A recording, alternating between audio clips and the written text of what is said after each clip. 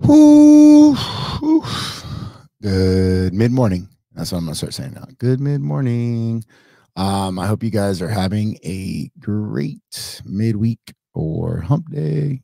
Coffee today is iced coffee with I couldn't find the straw for the cup, so I ended up with the kid's straw. Kind of sucks because she won't break through the ice, but so far so good. But it's 3 shots of espresso with some half and half, all iced to the top, just a little bit of espresso, a little bit of half and half, and then the nice cold ice kind of freezes together as you pour it through, and then it kind of makes it even colder. So the question today, we had a really good one. Should I do, and this one gets asked to me quite a bit, should I do my weightlifting and strength training in the AM or in the PM or prior to my training? What fits better for the best results? Well, this is an interesting question for me because it really depends on a lot of things, right? So there is no right or wrong answer. We could get into the idea of training the energy systems versus training pre-exhaust or something that you're predominantly good at, and then allowing like something, the secondary or secondary muscles or secondary, let's say your secondary nervous system to play along. And we'll get into that in a second.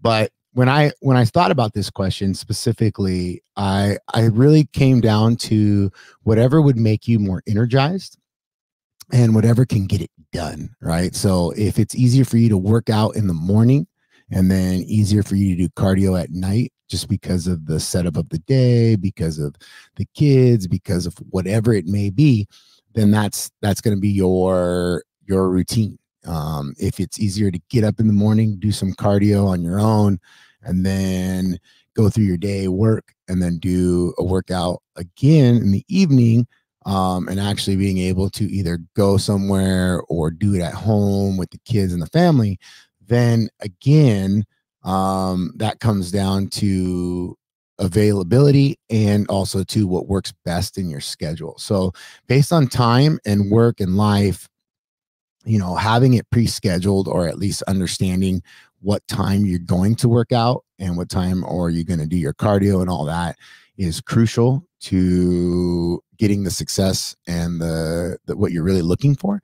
For me, I kind of get emotional about it because it used to be catered so much to me, and then now it's not anymore. And so I'll get bothered fairly easy. I'll jump off track, or if I'm 20 minutes late, I'll start like huffing and puffing and almost like get real emotional about it. And that's something that I got to be mentally stronger about. I need to understand that it is what it is. And even if I'm 20 minutes late, but I have a total of 40 minutes, I still got 20 more minutes. So I might as well get in what I can instead of whining about it. All right. And that's in all honesty, something that I try to address in myself if I catch myself doing it. The maximum output is going to be 3 to 5 hours after waking up.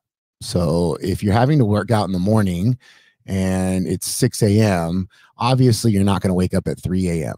But understanding that you probably want to go to bed a little earlier, understanding that you don't want to just wake up and go to work out. You actually want to wake up, have like maybe a half hour, 90-minute morning routine prior to working out. You're going to have better results. If you get up and just plug away at even the cardio or the conditioning, you're still not going to get maximum output. We see that a lot. If we have a longer warm up in our conditioning specifically, if we have 5 minutes, 10 minutes, and up to 15, 20 minutes of a warm up on a conditioning apparatus, we find a higher output on the actual conditioning workload. So, for example, the cycling is something that we see that a lot. And then the sprints.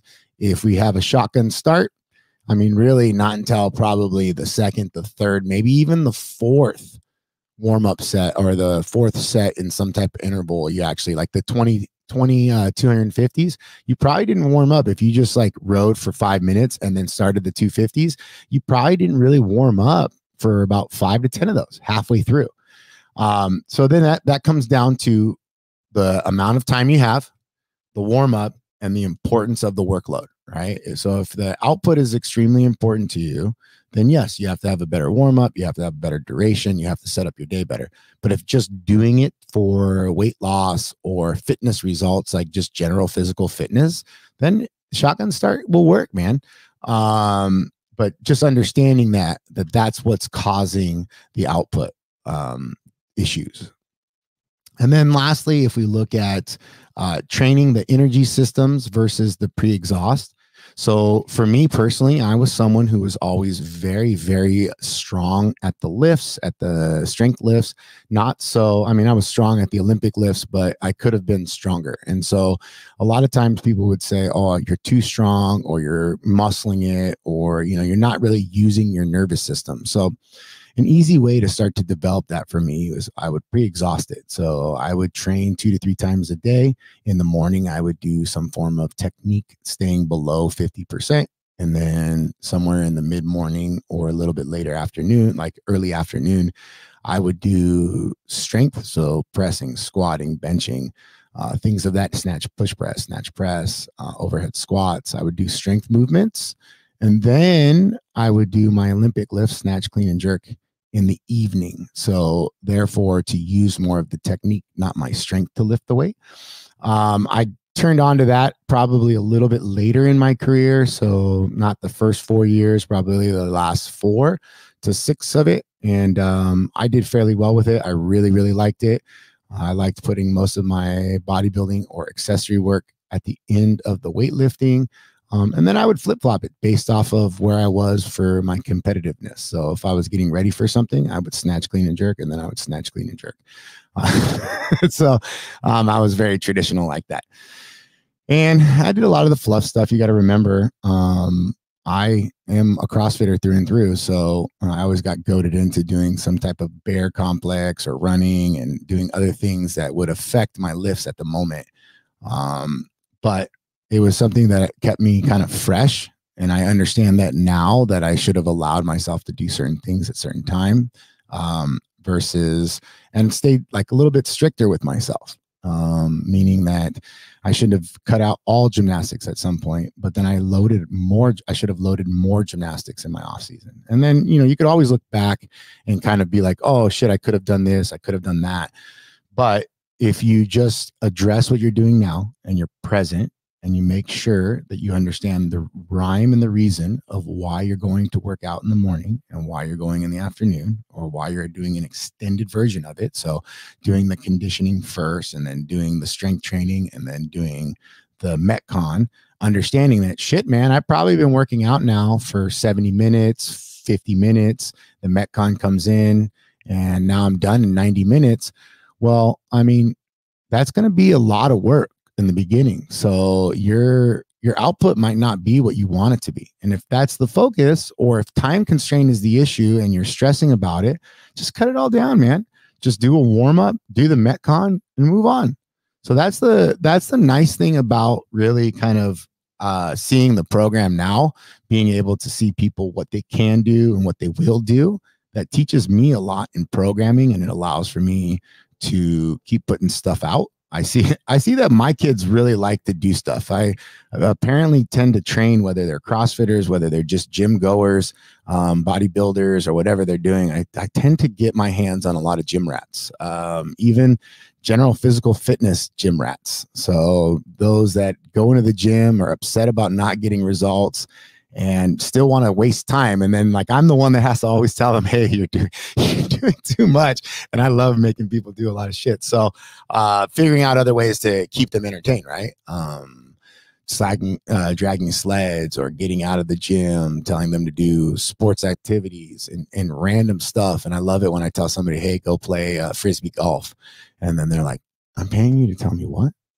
So I mean, there's a lot there. But the reality of it is that you got to look at your goal. And then from your goal, you got to understand your life, your work, and your time constraints throughout the day, and then cater to those.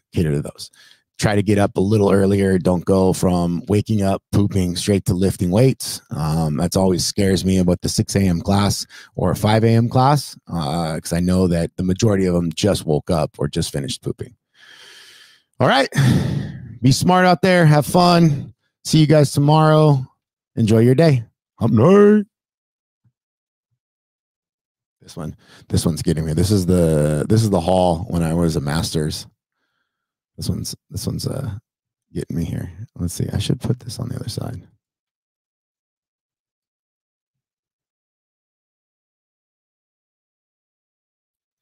Bam.